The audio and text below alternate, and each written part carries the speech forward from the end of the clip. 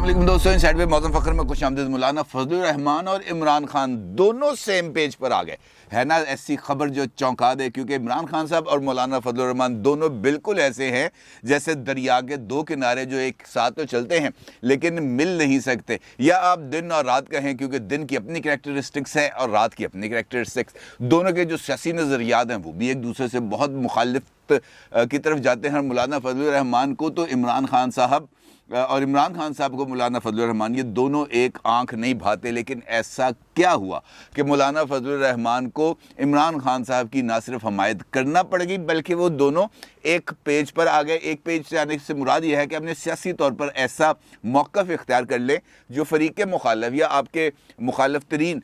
जो जमात है या उसका सरबराह है उससे मिल जाए आकर, तो इसका मतलब है किसी न किसी लेवल पर कोई कंपेटिबिलिटी मौजूद है और इस कंपेटिबिलिटी को लेकर हमें आगे चलना चाहिए। अब मौलाना फजलुर रहमान ने ऐसा नया कौन सा मौक़िफ़ इख्तियार किया जो इमरान खान साहब के मौक़िफ़ से बहुत करीब है, इसके ऊपर आपके साथ बात करूंगा और ये बताऊंगा कि कौन सी इंपॉर्टेंट डेवलपमेंट्स हैं जो इस वक्त JUI और बाकी हुक्मरान इत्तेहाद के दरमियान आ चुकी हैं और एक बड़ा तनाज़ा वहाँ पर जन्म लेने जा रहा है। इसके साथ साथ बात करूँगा इमरान खान साहब की और शहबाज गिल साहब की, क्योंकि ये दोनों चीज़ें भी एक दूसरे के साथ खासी हद तक मिल चुकी हैं। इमरान खान साहब ने कल अरशद शरीफ साहब को ARY पर एक इंटरव्यू दिया और इस इंटरव्यू के अंदर उन्होंने बहुत सारी बातें की, लेकिन जो इस वक्त टॉक ऑफ द टाउन है उसके ऊपर भी इमरान खान साहब ने इजहार ख्याल किया और वो जो नुक्ता नज़र है उनका वो बहुत ही ज़्यादा चौंका देने वाला है। और मामला है उनकी एक करैक्टर असैसिनेशन कैंपेन का, जो इसका इजहार इमरान खान साहब मुसलसल कर रहे हैं और अब तो PTI भी बिल्कुल सामने आकर इमरान खान साहब की इस करैक्टर असैसिनेशन मुहिम के डिफेंस पर आ गई है। अगरचे अभी तक वो करैक्टर असैसिनेशन कैंपेन का आगाज़ नहीं हुआ, लेकिन इस बात के वाज़े शवाहद मौजूद हैं कि इमरान खान साहब के हवाले से कुछ ऑडियोज़ और वीडियोज़ मौजूद हैं जिनका फोरेंसिक करा लिया गया। अरशद शरीफ साहब से इंटरव्यू के अंदर इमरान खान साहब ने एक इंकशाफ किया और इंकशाफ बहुत ज़्यादा इंपॉर्टेंट है। इमरान खान साहब का ये कहना है कि उनके ख़िलाफ़ ये जो उनकी किरदार कुशी की जो मुहिम चलाई जा रही है इसके पीछे नून लीग तो है ही है, लेकिन कोई और भी इस साजिश के अंदर शरीक है उनकी किरदार कुशी के लिए। यानी वो कोई और, मुस्लिम लीग नून तो उनको आपको पता है कि बहुत ही ज़्यादा मुखालिफ जमात है और अगर इमरान खान साहब का कोई दुश्मन नंबर 1 है इस वक्त तो वो मुस्लिम लीग नून है। लिहाजा इमरान खान साहब का मुस्लिम लीग नून के ऊपर इल्ज़ाम धरना तो बिल्कुल दुरुस्त है, लेकिन ये कोई और कौन है जिसके ऊपर इमरान खान साहब ने इस इल्ज़ाम को धरने की कोशिश की कि उनके खिलाफ करैक्टर असैसिनेशन की जा रही है। और यकीनी तौर पर इमरान खान साहब का जिसकी तरफ इशारा है वो कोई अब ढकी छुपी बात नहीं है और इसके पीछे भी बहुत ज़्यादा रीजनिंग्स मौजूद हैं। अगर आपको माजी के अंदर कुछ अरसा पीछे लेके जाऊं तो इमरान खान साहब के एक दोस्त थे जो आज उनके बहुत बड़े सियासी हरीफ बन चुके हैं, वो हैं ओन चौधरी साहब, जो इस वक्त शहबाज शरीफ साहब की कैबिनेट के अंदर भी एक अहम जिम्मेदारी संभाल रहे हैं और वो शहबाज शरीफ साहब के मुआवने खुसूसी भी हैं। ताल्लुक़ उनका जहांगीर तरीन ग्रुप से है और इमरान खान साहब के इलेक्शन जीतने के बाद कुछ अरसे के लिए ओन चौधरी साहब को सरकारी मेहमान बनने का एज़ाज़ हासिल हुआ था और उस एज़ाज़ के दौरान उनका जो मोबाइल फ़ोन था अब वो किसी की कस्टडी में चला गया था। जिस तरीके से इस वक्त राशिद शफीक साहब जो शेख रशीद अहमद साहब के भतीजे हैं उनका मोबाइल फ़ोन जद्दा से इस्लामाबाद एयरपोर्ट उतरने के बाद लापता है और आज जो ड्यूटी जज साहब थे वो भी पूछते रहे कि जनाब जब मोबाइल फ़ोन माल मुकदमा है वो तो बताओ किधर है, और जो तहकीकाती इदारे थे वो इस सवाल का जज साहब को प्रॉपर्ली जवाब नहीं दे सके थे। इसी तरीके से ओन चौधरी साहब का मोबाइल भी किसी जगह पर मौजूद था और इमरान खान साहब की जो साबिक एहलियाँ हैं रेहाम खान साहिबा, उन्होंने एक किताब लिखी थी और उस किताब के अंदर उन्होंने एक ब्लैकबेरी का जिक्र किया था जो इमरान खान साहब इस्तेमाल करते रहे हैं, ख़ासतौर पर उस दौरान जब वो धरना कर रहे थे इस्लामाबाद में और नवाज शरीफ साहब की हुकूमत को टफ टाइम दे रहे थे। ये चीज़ें ऐसी हैं जो एक दूसरे के साथ जाके जुड़ती हैं और इनका ताल्लुक आगे आकर इस वीडियो के साथ बनने वाला है या इन वीडियोस के साथ बनने वाला है जो रिलीज़ होने जा रही हैं। इसी तरीके से आपको याद होगा बहुत अच्छे तरीके से कि पीटीआई की एक एमएनए थी जिनका नाम था आयशा गुलालई साहिबा, और आयशा गुलालई साहिबा ने ऑन रिकॉर्ड आकर इमरान खान साहब पर इस बात का इल्ज़ाम लगाया था कि इमरान खान साहब ने उन्हें नाजेबा मैसेजेस भेजे हैं जो उनके मोबाइल फ़ोन के अंदर भी मौजूद हैं। बल्कि एक टॉक शो के अंदर, शायद हामिद मीर साहब का टॉक शो था, जिसके अंदर उन्होंने हामिद मीर साहब से कहा था कि मैं आपको इस शो के अख्ताम पर वो जो टेक्स्ट मैसेजेस हैं वो भी दिखा दूंगी, और फिर वक्फे के बाद हामिद मीर साहब ने इस बात की तस्दीक की कि हाँ, इनके पास जो मैसेजेस हैं वो वाक़तन किसी हद तक नाज़ेबा हैं। अब एक हिस्ट्री इमरान खान साहब की मौजूद है, उस हिस्ट्री से इनकार नहीं किया जा सकता, पॉसिबिलिटी नहीं है, ना खुद इमरान खान साहब इस बात से इनकार कर सकते हैं। अब ये जो चीज़ें चल रही हैं इसमें इमरान खान साहब इस गैर मुल्की साजिश जिसके नतीजे में इमरान खान साहब को इक़्तिदार से हटना पड़ा, उसकी ज़िम्मेदारी ना सिर्फ मुस्लिम लीग नून पे डालते हैं, बल्कि इसकी ज़िम्मेदारी वो किसी न किसी हद तक इस्टेब्लिशमेंट को और इस्टेब्लिशमेंट की टॉप टियर को इसका ज़िम्मेदार ठहराते हैं। और वो समझते हैं कि इस वक्त जो कुछ उनके ख़िलाफ़ हो रहा है उसके पीछे इस्टेब्लिशमेंट मौजूद है, और ख़ास तौर पर ये जो अगली कैंपेन चलने जा रही है ये भी इस्टेब्लिशमेंट की आशीर्वाद के बगैर मुमकिन नहीं थी। इसलिए इमरान खान साहब ने जो इंटरव्यू है पहले वाले इंटरव्यूज़ की निस्बत अरशद शरीफ के साथ इंटरव्यू के अंदर कुछ चीज़ों को स्पेसिफिक कर दिया कि ये चीज़ें वहाँ पर जाके जुड़ रही हैं जिनके पास ये इन्फॉर्मेशन ऑलरेडी मौजूद थी। जिस तरह ओन चौधरी का मोबाइल फ़ोन है, जिस तरह रेहाम खान की किताब के अंदर ब्लैकबेरी का जिक्र है, जिस तरीके से आयशा गुलालई का जो बीबीएम मैसेजेस थे, वो तमाम के तमाम चीज़ें एक ऐसा लिस्ट बना रही है जिसके अंदर इस बात के इम्कानात पाए जाते हैं कि यहाँ पर किसी न किसी जगह पर कुछ ना कुछ ऐसी गड़बड़ है। और इसीलिए खुद ना सिर्फ पीटीआई बल्कि इमरान खान साहब मंजर आम पर आकर इस बात का इजहार कर रहे हैं कि जनाब कुछ होने जा रहा है, कुछ होने जा रहा है, कुछ होने जा रहा है। अभी तक कुछ हुआ नहीं।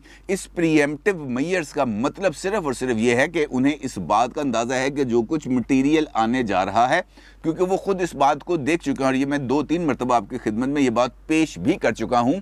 कि जिस शख्सियत के पास या जिस इदारे के पास वो चीज़ें मौजूद हैं जिन्होंने इसकी फोरेंसिक कराई है, उन्होंने इमरान खान साहब से वर्शन लेने के लिए ये तमाम मवाद इमरान खान साहब को व्हाट्सएप किया था और उसके साथ उन्होंने इस पर वर्शन मांगा था। इमरान खान साहब ने इस पर कोई वर्शन नहीं दिया, बल्कि इस मवाद को देखने के बाद, उसकी फोरेंसिक रिपोर्ट्स को देखने के बाद इमरान खान साहब ने इस सारे के सारे अमल का जो तोड़ है उसको इस तरीके से बनाना शुरू किया कि जनाब मेरे ख़िलाफ़ एक किरदार कुशी की मुहिम चलाई जा रही है। अब चूँकि उनको तो पता है अगर किरदार कुशी की मुहिम चलाई जा रही है तो बनिस्बत इधर उधर इल्ज़ाम लगाने के खुद उनके मोबाइल के अंदर वो तमाम चीज़ें मौजूद हैं, वो खुद पब्लिक कर दें कि जनाब मुझे ब्लैकमेल करने के लिए ये चीज़ें भिजवाई गई हैं, बनिस्बत इसके कि कोई दूसरा उसको रिलीज़ करे, उसके साथ फोरेंसिक भी दिखा दे, तो फिर ज़रा मुश्किल सूरत हाल हो जाएगी। अब इस सारे अमल के दौरान जो पाकिस्तान तहरीक इंसाफ के दोस्त हैं वो एक जो टेक्नोलॉजी है जिसको डीप फेक टेक्नोलॉजी का नाम लिया जाता है उसका सहारा ले रहे हैं और बार बार इस बात का इजहार कर रहे हैं कि इमरान खान साहब की जो वीडियो बन रही है या जो वीडियो मार्केट में आने जा रही है जिसका बहुत ज़्यादा शोर है कि कभी वो वीडियो आ सकती है, तो उसको पहले से ही उसके लिए इबहाम को तलाश किया जा रहा है, उसके लिए डीप फेक टेक्नोलॉजी का जिक्र किया जा रहा है कि जनाब ये देखें ये डीप फेक टेक्नोलॉजी है और इसके ज़रिए किसी के मुंह पर भी कोई और मुंह लगाया जा सकता है। और इसका इजहार किया है शहबाज गिल साहब ने, जो इमरान खान साहब के चीफ ऑफ स्टाफ भी हैं, और उन्होंने एक जो अपना ट्विटर अकाउंट है उसके ज़रिए एक ट्वीट किया और उस ट्वीट के अंदर उनका ये कहना है कि ये देखें ये है डीप फेक टेक्नोलॉजी, और साथ उन्होंने एक क्लिप भी शेयर किया। ये आप इस वक्त अपनी स्क्रीन पर भी देख सकते हैं। अच्छा, ये जो क्लिप है ये एक इंडियन फिल्म का क्लिप है जिसके अंदर शाहरुख खान साहब हीरो थे और इंडियन फिल्म का नाम है चाहत, और साथ ही उन्होंने जो मारूफ एंकर हैं इमरान रियाज खान साहब उनका उनको मुखातब करते हुए कहा कि ये देखें किस तरीके से शाहरुख खान अब इमरान रियाज खान बनने जा रहा है, और साथ ही उन्होंने वो जो तस्वीर थी इमरान रियाज साहब की वो उठाई और जाकर शाहरुख खान के मुंह पर चिपका दी और उसके साथ शाहरुख खान की जगह पर इमरान रियाज खान साहब जो हैं वो गाना गाते हुए नज़र आ रहे हैं। और उसके साथ ही उन्होंने कह दिया कि ये है वो झूठ, ये है वो टेक्नोलॉजी जिसके ज़रिए इमरान खान पर कीचड़ उछाला जाएगा। अब यहाँ पर जो नुक्ता मैं आपके सामने पेश करना चाहता हूँ वो ये है कि कोई भी चीज़ ऐसी जिसके ऊपर आपने किसी का चेहरा या किसी के इफ़ेक्ट या किसी की आवाज़ को कॉपी करना है तो उसके लिए ऐसा मवाद, नंबर वन उसका मवाद होना ज़रूरी है। कोई भी ऐसी वीडियो या जो जिसको इखलाक से गिरी हुई वीडियो कहा जा सकता है, उसके लिए उस वीडियो क्लिप का होना मौजूद ज़रूरी है और फिर उसके ऊपर वो चेहरा चिपकाया जाएगा। लेकिन ये फोरेंसिक जो की जाती है ये किस लिए की जाती है? ये फोरेंसिक भी इसीलिए ही की जाती है कि पता चल जाए कि सच क्या है, झूठ क्या है। इस वीडियो के अंदर किसी जगह पर किसी चीज़ को उठाकर मर्ज़ी से चिपकाया तो नहीं गया, और अगर चिपकाया गया है तो फिर उसके असरात क्या होंगे। ये एक प्रीएम्प्टिव मुहिम है जो जानबूझकर चलाई जा रही है। और इसका अंदाज़ा आप इस बात से लगा सकते हैं कि कल chief of army staff general Qamar Javed Bajwa साहब गए ईद मनाने के लिए आज़ाद कश्मीर में, और कश्मीर में जो मोर्चे हैं वहाँ पर गए। वहाँ पर उन्होंने कोटली के अंदर जो नमाज ईद है वो भी हमारे बहादुर जवानों के साथ अदा की और उनके साथ ईद भी मिले। और उसके बाद जब वो आए हैं वापस और यहाँ पर आके भी उन्होंने शोहदा जो हैं उनके लवाहिकीन कैप्टन, दो जो कैप्टन हमारे शहीद हुए थे उनके घरों में भी गए और जाकर उनसे उनके अहल खाना से ताज़ियत भी की। अब इस मामले पर जो DG ISPR हैं मेजर जनरल बाबर इफ्तिखार साहब, उनका जो इदारा है ISPR, उसकी तरफ से एक ट्वीट किया गया और उस ट्वीट के अंदर ये जो चीफ ऑफ आर्मी स्टाफ की जो एक्टिविटीज़ हैं उनको बताया गया कि जनाब ये एक्टिविटीज़ हैं। अच्छा, ये जो ISPR है ये हर रोज़ तो ट्वीट करता नहीं है, ये ट्वीट मुख्तलिफ दौरानिए के दौरान करता है। जब पाक फ़ौज की तरफ से कुछ इंपॉर्टेंट या सिग्निफिकेंट किस्म की कोई डेवलपमेंट होती है तब वो अपने ऑफिशियल ट्विटर अकाउंट्स के ज़रिए इसको शेयर करते हैं। जिस तरीके से 9 अप्रैल को जिस दिन इमरान खान साहब की हुकूमत को घर भेजा जा रहा था उस दिन जो पाकिस्तान है उसने शाहीन मिसाइल का तजर्बा किया था और DG ISPR की तरफ से उस कामयाब तजर्बे के हवाले से एक ट्वीट को शेयर किया गया था और इसी तरीके से कल की डेवलपमेंट को शेयर किया गया। अब इसके दौरान काफ़ी दिनों का वक्फा है। अब होता यह है कि जैसे ही ये ट्वीट पब्लिक होता है, चूँकि उससे पहले इमरान खान साहब के जो मुख्तलिफ इंटरव्यू के जो टीज़र्स हैं वो सोशल मीडिया पर चल रहे थे और इमरान खान साहब ऑलरेडी एक बयानिया बना रहे थे कि मेरे खिलाफ मुहिम चलाई जा रही है, नून लीग के साथ कोई और बंदा भी मुलव्वस है। तो होता यह है कि जानबूझकर डेलिबरेटली ये जो DG ISPR का ट्वीट है इसके नीचे हैरान कुन तौर पर तकरीबन कुछ 40,000 के करीब कमेंट आ जाते हैं और इसमें से जो मेजॉरिटी कमेंट हैं वो तमाम के तमाम आते हैं फ़ौज के ख़िलाफ़, फ़ौज के इदारे के ख़िलाफ़ और उनकी न्यूट्रलिटी के ख़िलाफ़। और उसमें इस बात का इजहार किया जाता है कि जनाब ये देखें आपसे गलती हो गई है, आप क्यों चोरों के साथ खड़े हैं, आप क्यों डाकुओं के साथ खड़े हैं, आप क्यों गद्दारों के साथ खड़े हैं, आप ऐसी जगह पर क्यों मौजूद हैं जहाँ पर आपको मौजूद नहीं होना चाहिए, और जिस जगह पर आपको मौजूद होना चाहिए यानी बनी गाला सरकार के पास वहाँ पर आप मौजूद नहीं हैं, वहाँ से आपने फासला इख्तियार कर लिया। तो ये एक डेलिबरेटली मुहिम है जो चलाई जा रही है इस वक्त फ़ौज के ख़िलाफ़ और ये बहुत ज़्यादा सोची समझी और मुकम्मल प्लानिंग के साथ ये काम किया जा रहा है ताकि जो दबाव है इमरान खान साहब लॉन्ग मार्च से पहले इस किस्म के दबाव को बढ़ाएंगे और बढ़ाते चले जाएंगे और फिर उसका जो यकीनी तौर पर वो कुछ सियासी फ़ायदा इसका उठाना चाहेंगे। अब देखना यह है कि दूसरी तरफ से इसका जवाब क्या आता है, क्योंकि पॉलिटिकल फ्रंट के ऊपर भी कुछ ज़्यादा तेज़ी के साथ कुछ डेवलपमेंट्स हो रही हैं, कुछ होने जा रही हैं। जिस तरीके से मैंने आपको JUI यानी मौलाना फजलुर रहमान साहब की जमात के बारे में बताया, मौलाना फजलुर रहमान साहब कुछ अरसा पहले जब वो जो PDM है और उसकी क़यादत से थोड़ा सा खफा थे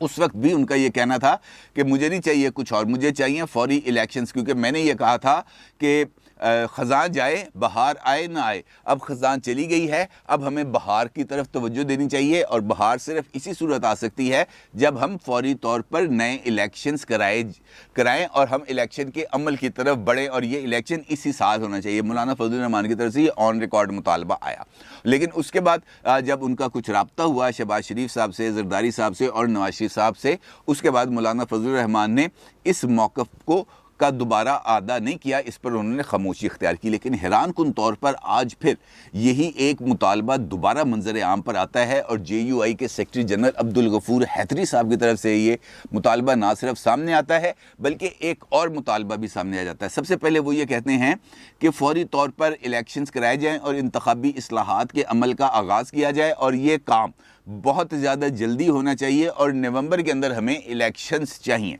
जो अब्दुल गफूर हैदरी साहब हैं उन्होंने क्लैरिटी के साथ एक टाइम फ्रेम दिया कि फौरी तौर पर ये जो बजट इजलास है इसको बजट इजलास को ख़त्म होगा, इसके साथ साथ आप कमेटी के अंदर इंतखाबी इस्लाहात का जो मुसवदा है उसको जमा कराएं ताकि कमेटी उसके ऊपर गौर करे, उसको मंजूर करे और उसके बाद नेशनल असम्बली में आए और इंतखाबी इस्लाहात हों और इंतखाबी इस्लाहात और बजट मंजूरी के फौरी बाद हमें इलेक्शंस की तरफ चले जाने चाहिए। अगर आप गौर करें तो यही है बुनियादी मुतालबा इस वक्त इमरान खान साहब का भी, जिसके लिए वो लॉन्ग मार्च करने जा रहे हैं इस्लामाबाद। और वो ये चाहते हैं कि जनाब जल्द अज जल्द इलेक्शन कराए जाएँ, क्योंकि कुछ ज़राए इस बात की तरफ भी इशारा करते हैं कि इमरान खान साहब को कहा गया कि जनाब आप 6 महीने इंतज़ार कर लें, 6 महीने के बाद हम इलेक्शंस करा देंगे। लेकिन इमरान खान साहब ने कहा नहीं, मैं अपना फ़ैसला, सियासी फ़ैसला मैं ख़ुद करूँगा और मैं देखूँगा कि मैं कितने अरसे में इलेक्शन ले सकता हूँ। अपना पॉलिटिकल प्रेशर बढ़ा के किसी के कहने पर मैं अपनी ये जो पॉलिटिकल कैंपेन है इससे पीछे नहीं हटूँगा बल्कि इसको आगे बढ़ाता चला जाऊँगा। इसका मतलब ये है कि इमरान खान साहब को भी इस बात का यकीन है कि वो इलेक्शन जल्दी करा लेंगे। अब मौलाना साहब का ने भी अपना वज़न जल्द इलेक्शन के लिए डाल दिया है इमरान खान साहब के पलड़े में, जबकि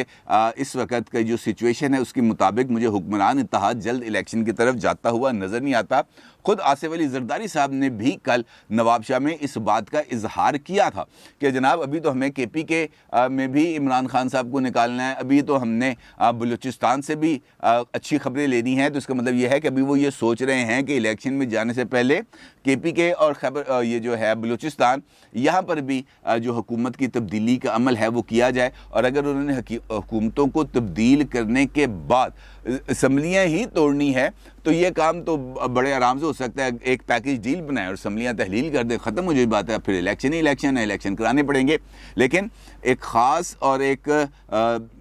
जिसे हम कह सकते हैं सोची समझी जो दबाव है वो बढ़ाया जा रहा है मौजूदा हुकूमत पर। और मौलाना फजलुर रहमान साहब इस मामले में इस वक्त हुकूमत के सामने खड़े होते हुए नज़र आ रहे हैं। और इसके साथ साथ अब्दुल गफूर हैदरी साहब ने इस बात का भी इज़हार किया कि वो और उनकी जमात ये चाहते हैं कि सदर आरिफ अलवी का मुआखज़ा किया जाए, उनको इम्पीच किया जाए, उनको ओहदे से हटा दिया जाए और उसके बाद मौलाना फजलुर रहमान को सदर के ओहदे पर फाइज किया जाए। उन्होंने कहा जी ये हमारी ख्वाहिश है, हम ये चाहते हैं कि ऐसा हो और उसके बाद हम इस ख्वाहिश को, जैसे ही ये इम्पीचमेंट का अमल मुकम्मल होगा, हम इस मामले को उठाएंगे और मौलाना फजलुर रहमान की जो कुर्बानियाँ हैं, जो उनकी सलाहियत है, जो उनकी कैपेसिटीज़ हैं, उस इत्तेहादियों को हम आगाह भी करेंगे और उनको कायल करने की कोशिश करेंगे कि मौलाना फजलुर रहमान साहब को सदर के ओहदे पर फाइज किया जाए। अब जब ये मुतालबा सामने आया तो इसका मतलब ये है कि एक मरतबा फिर ये जो हुक्मरान इत्तेहाद है इसके अंदर कुछ टुक टुक होने वाली है,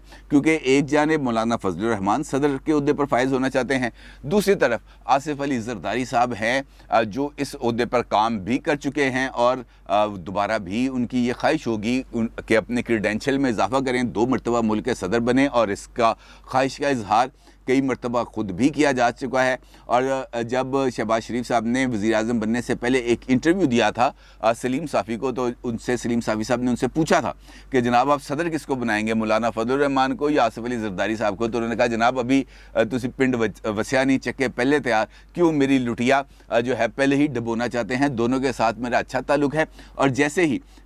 हम इस मरहले पर पहुँचेंगे तब हम फैसला करेंगे कि किसने सदर बनना है, लेकिन जो भी होगा वो मुकम्मल अफ़हाम तफ़हीम से होगा। इसका मतलब ये है कि इस वक्त हुक्मरान इत्तेहाद जो है वो तेज़ी के साथ उस एक जगह पर जा रहा है जहाँ पर एक कॉन्फ्रंट्रेशन की फ़िज़ा बन सकती